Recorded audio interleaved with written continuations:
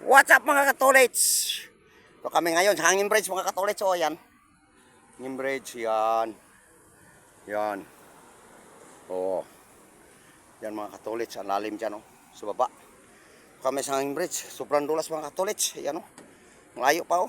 Kita nyo yung tricycle sinasakyan namin. Hindi kami sumakay dito kasi madulas.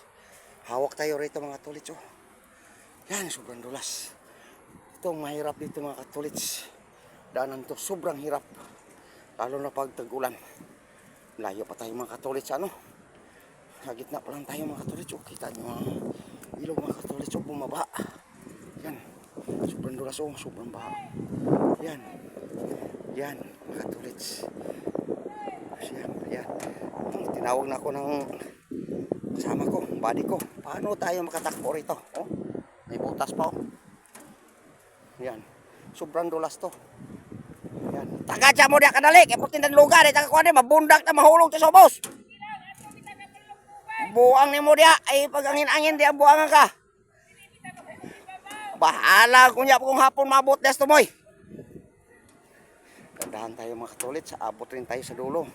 Nanginginig ng laman ko mga katolits. Kasi paalog-alog tong bridge na to. Hey, nakakatakot. Woo! Tayo mga katolits, malapit na tayo. Ayan, lapit na mga katolits. Ayan. Uy! Wala naman na inikwan ni Yawas. Oh.